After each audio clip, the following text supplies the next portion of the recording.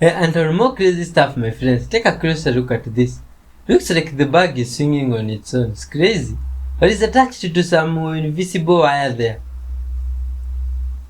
A green Hmm? A green wire. Oh. Even the books might be attached to green wires, my friend. Eh? For editing, for computer stuff. Hey, it's crazy. They will just key out green. Oh no, they remove the green strings on things. If you see a video, Yeah. you can't see any green color Yeah. in the video. Yeah. You should question it. Uh-huh. But if you see a green color or a blue color in the video, Yeah. and it's acting abnormally, Yeah. it will be having some abnormal things. Oh. But like this one, Yeah. it has some abnormal things, yes, Yeah. but we don't have a green color. So meaning, Oh. we could have removed a green color. Actually, the colors are not that clear. Hey, this is crazy. But you, English people, my friends, please leave your comments about all of this in the comment section. Maybe you have even encountered such experience. So I left my daughter's crock in the car. No. I need to show you guys the original size so you guys know why I'm tripping right now. Look how cute this is. So I showed you guys the one that shrunk. Look how cute. It's like a newborn size, okay? Is what it was originally. Like this big. Look at the difference. It's so cute. Okay, so I just broke this plate and I was making sure I had all the pieces and I found this. What the hell? I have no more of these plates. I have only one. Wait, what? This video, you can see me grabbing a lemon, right? I cut it in half, and then I cut it in half once more, right there. You can see me cut it, right? I go get a bag. Okay, I grab the bag, I go back for the lemon, and I grab the lemon, and I touch it, and I'm like, why is it not cut in half? In my face, I'm like, what the fuck? Shoes on. Why do I have two left feet? Like, if I take this shoe off and put this shoe on here, cool. This shoe's still on the wrong foot. So then I do it again. What the fuck? Hey, where is this car that's reflecting on this Boston Pizza window? It's a Corvette C8. I seriously don't see that car any.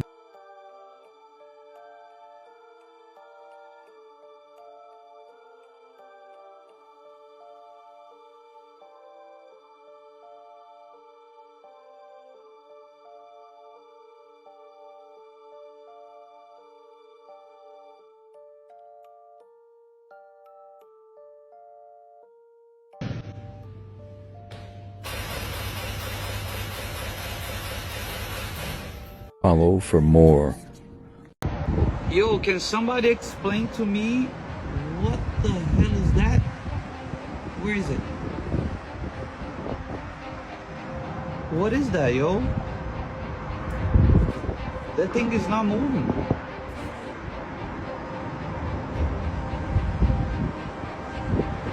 That looks like a flying saucer.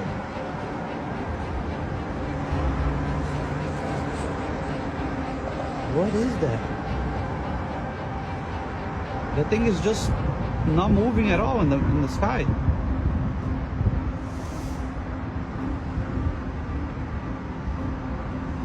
Come closer, you alien. People often think the reason they can't touch their toes is because their hamstrings are tight, but the real reason is because the hip is restricted. To touch your toes, you have to be able to shift your weight backward. If you can't do this because your hip muscles are tight, you'll have to use your back to bend forward, limiting your motion. To fix this, you have to open up the back of the hips by improving hip internal rotation. Start by lying on your back with an exercise ball held between your knees. You could even use your hands in a pinch. Gently press the ball with your knees. Hold this for 4 sets of 45 seconds, taking slow 5 to 10 count breaths both in and out. Then progress to reaching box squats with the feet turned out. Hinge slightly backward towards the box as you sit. This gets the hips to relax and improves your toe touch. Oh my gosh, you guys are not gonna believe this. We just saw that door open and shut. Wait, oh my god! Yeah, oh my god. Oh my god! It just moved. Holy stop. Do you see that? Zoom in. Zoom in. No, to the right. Wait, what the fuck? Do you see that? That giant just shut that. What the fuck? Bro!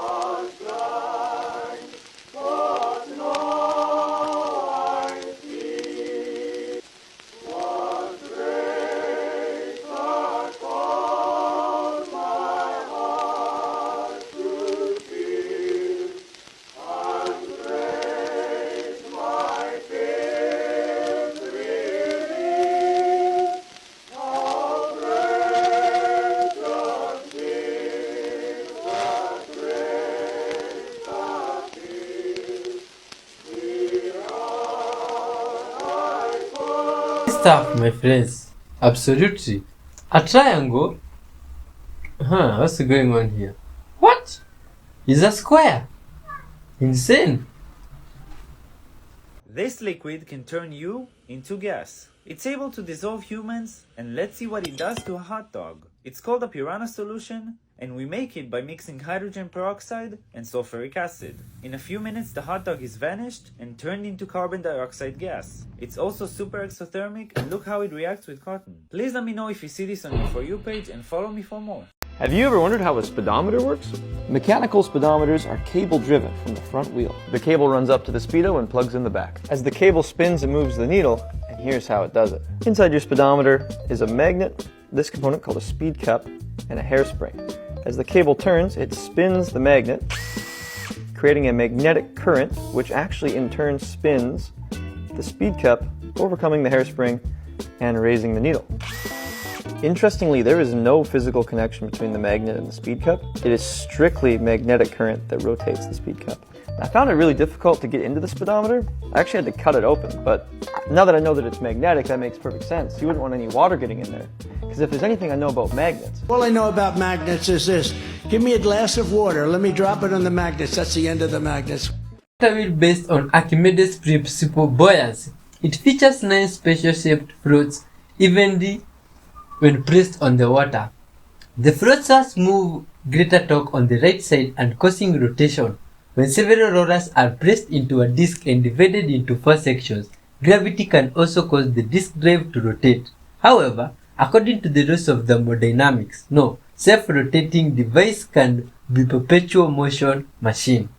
This is because of the law of conservation of energy that says neither energy can be created nor destroyed. Attempting to continuously perform this without conserving the law of energy is unrealistic. Moreover, any mechanical systems experience friction that leads to loss and tear. This concept of perpetual motion is unscientifically crazy. Is impractical. It is more beneficial to focus on achievable and useful technologies.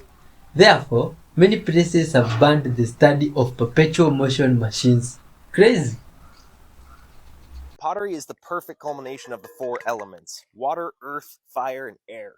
I mean, it's really simple. Water and earth, that's clay. You then dry it in the air, which solidifies its form. Then you sacrifice it to the fire, where it may or may not survive. But if it does, it's then impervious to those elements. This is your guide on firing wild clay pottery without a kiln. You saw me make this canteen. Well, that one actually cracked while drying, so I made a different one. I like the shape of this one better. It's thinner walled. It holds more water. I love how it's turned out so far. I hope it survives the fire. We start everything with a primary fire, and this is just to warm up the pots. I dig a shallow fire pit. I don't want it too deep because I want this fire to have lots of oxygen. In the fire pit, I stack 3 rocks in the center, and this is what all the pots will rest on. This makes sure there's airflow and therefore heat underneath them. Start a small fire, put your pots around it on the bank. Every now and then you're going to give them a quarter turn clockwise. You can go counterclockwise if you want. Just remember which direction you're turning them, or you'll forget and then keep turning them back and forth, and one side will get too hot and it'll crack because of the heat difference. During this preheat, any last moisture is being driven out. That greatly reduces their chances of breaking in the secondary fire, and that's where they get really hot. Let them preheat for a good half hour, turning them every so often. You want them close so they're getting physically hot to the touch, but just out of reach of the flames. Let your fire burn down to ashes. During this time, I chop firewood, make a good stack of it. I don't like using any firewood that's thicker than my forearm.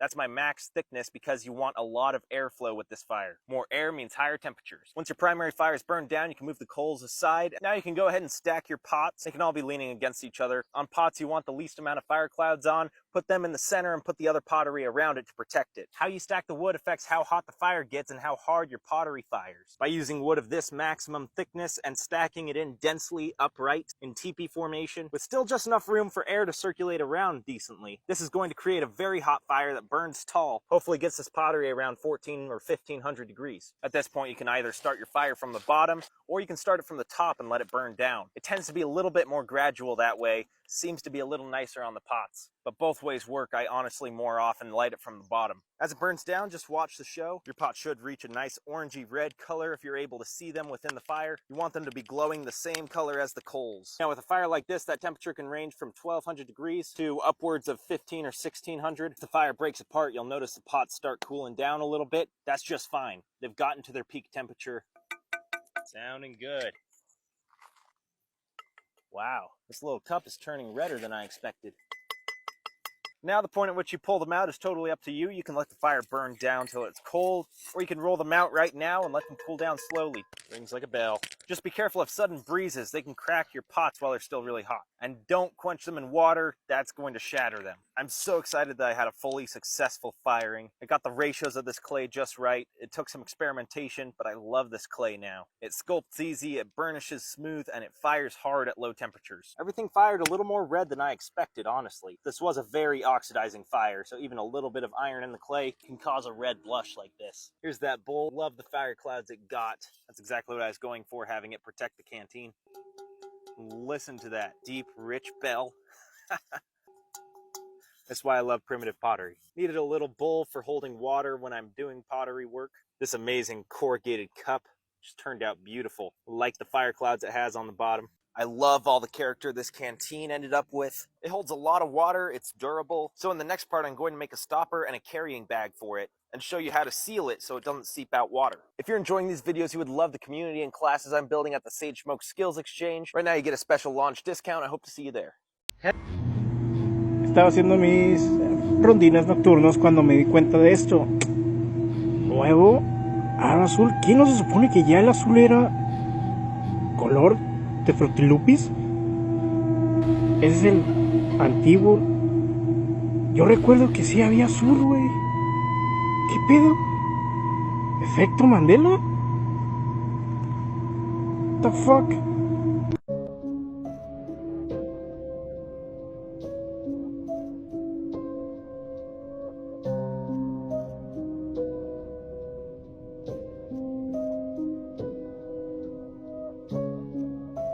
Skinwalker caught on I'm camera. home alone and I can hear myself saying my own name. Help me, Kaylee. Kaylee.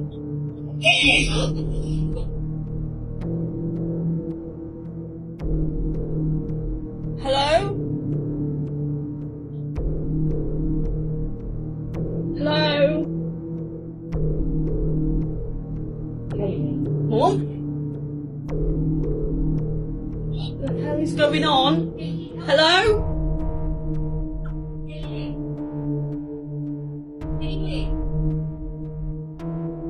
Hello?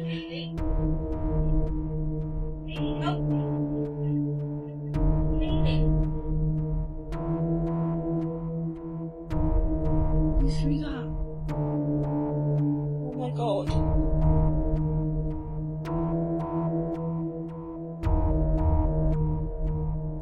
Hello? Kaylee? Kaylee, help me. Help us. Dad? Turn around. What? What is going on? Hello?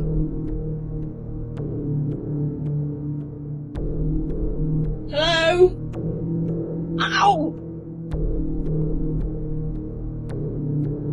Hell. You just see me put that there.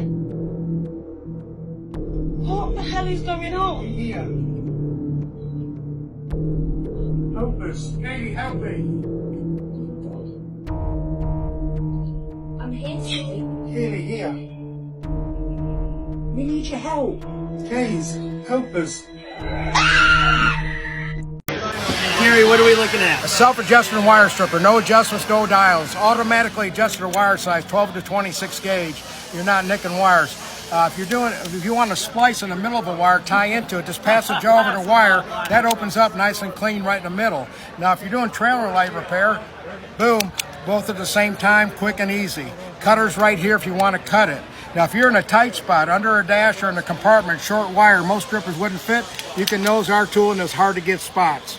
Now, if you're doing connectors where you need the same amount stripped each time, we've got a stop right here. Set that to the amount of stripping you need, and you got an exact amount for every one of your connectors. $35 online with tax and shipping, or only $25 at the show. Here's our website, quickstrip.info. Thank you, sir. Thank you. And hang on a second. Samarium, the element of durability and precision. With the symbol SM and atomic number 62, samarium is a versatile rare earth metal. In industry, samarium cobalt magnets provide high-strength magnetic properties, essential for motors, sensors, and aerospace applications. In science, samarium compounds are used in lasers, catalysts, and nuclear reactors, facilitating breakthroughs in various fields. Samarium, powering progress with its exceptional durability and precision. Who are you saying goodnight to? Him. Good night. Who? Him. Good night. Jugger, there's no one up there. Him up there. Show me. Him up there. Him up there. Jugger, there's no one up there.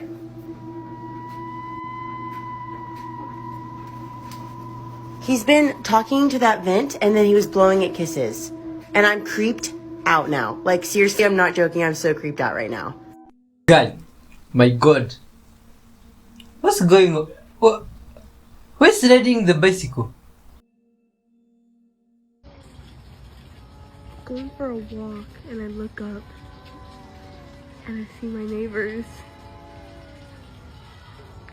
The hell? And yes, my fan is on. That's why you see it glowing. But what the hell is that? Why is it wrinkling like that? Like somebody's pushing it. And then that looked like a face.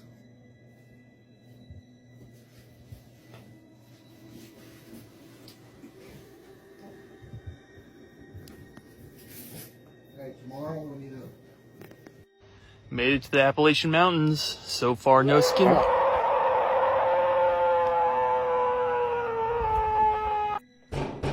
Again?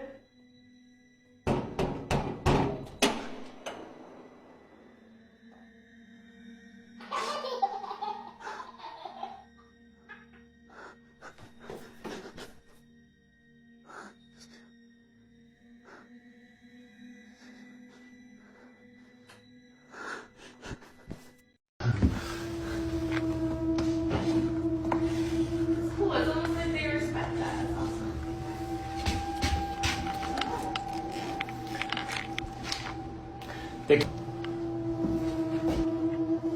That was freaking loud. Like it was in the hallway area. What? Look at the freaking clown. He's like freaking hunched over, dude. Do you not? Holy shit! Oh my god! What? Oh my god, Bennett! What the fuck? Bennett, what the fuck? That's out, dude. Come here. What the hell? Bennett. What just Dude. happened? What the fuck? What just happened? Dude, Bennett. What the fuck? What the fucking deed? Dude, there is no, like this, there's no doors. There's no doors here. This is all solid. Here we have boric acid and methanol. Light it on fire and put a balloon on top. When we burn the alcohol, the fire creates a partial vacuum, which makes the balloon go inside.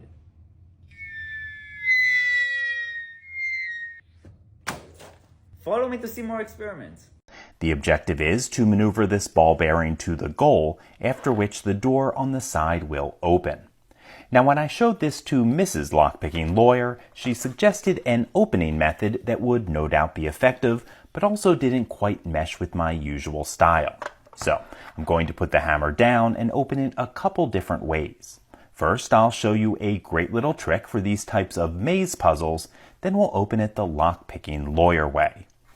What I'd like to do is take a dry erase marker and trace from the end point until I get close to the ball itself. So let's do that now. I do know the end point is right here, so we're going to go wherever the puzzle will allow us to go. Looks like we're moving over to a different side.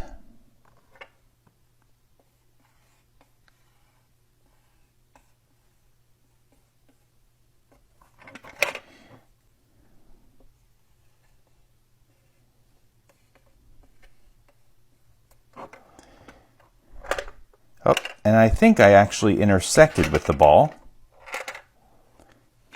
I find it a lot more convenient when I can separate the solving phase of the puzzle with the phase in which I have to manipulate this little ball.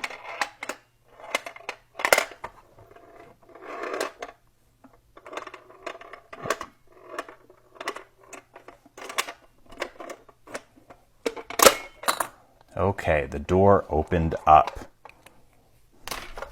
Let's take out our little reward. I'm going to close it up, and now we're going to open it the Lockpicking Lawyer way. Of course, this dry erase marker just rubs right off. The Lockpicking Lawyer way, of course, involves some sort of manipulation, and all we have to do, I think,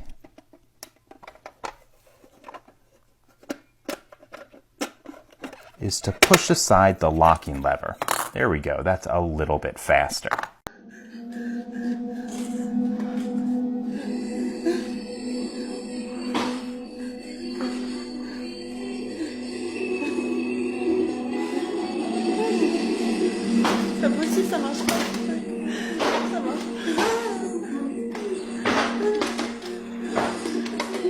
This strange being has been using different toys and objects from her daughter's room to try communicate with this woman.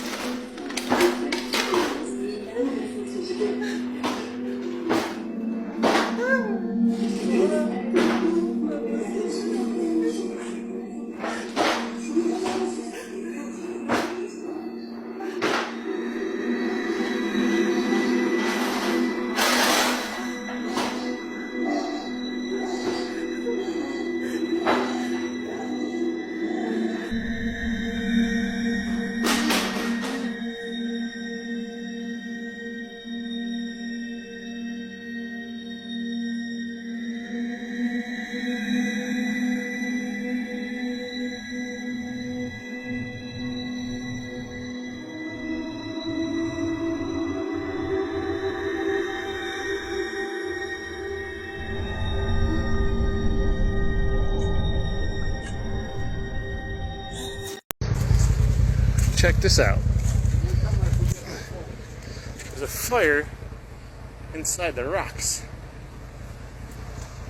Dude, those rocks are glowing red. Well, my friends, what do you think could have caused that formation of rocks in that way, making them to remove fire? Crazy stuff in this world, my friends, right? Now, with all those videos that you have seen today, is there anything that you have seen of great interest and you'd like to comment about? Tell us in the comment section, or something that was quite intriguing to you. You see, now my friend, I'd really like to thank you for being with us all this way. May blessings come your way and may your cup overflow. Now my friend, before we wrap up this video, let's hear from this book here. The Book of Wisdom, the Guide of Life. And today, this is what it tells us. No temptation has seized you. Expect what is common to man, and God is faithful. He will not let you be tempted beyond what you can bear. But when you are tempted, He will also provide a way out so that you can stand up under it. 1 Corinthians 10:13. Wonderful words, my friend. Yeah, may you always be kept away from all temptations. Let's give thanks to God for this far, my friends. Thank you, Lord, for your grace. Thank you for your love and kindness and your mercies, Father. Your breath in us, Father. All glory and honor belong unto you, Father. Thank you, dear Lord, for this minute that you have reached. All glory and honor belong unto you, Father. Forgive us all our sins which we might have committed through the videos, Father, whether by knowingly or unknowingly, Father. Through your Son, Jesus Christ, have mercy on us and redeem us, Father. May your love, Father, and blessings fall in this person's life, Father. May you overflow their cup, Father, and bring good things their way. In Jesus' mighty name, we do pray, trusting and believing. Amen. You, my friend, are a wonderful being. And it's because of you, my friend, that you are here today, so that we can spread the love of God together to the whole world. Till next time, I have been White311H. I wish you peace from wherever you are. Bye bye, good vibes. You can check out this video here, some good vibes video, and this one also. All of them are good vibes, you see? Peace. Bye bye.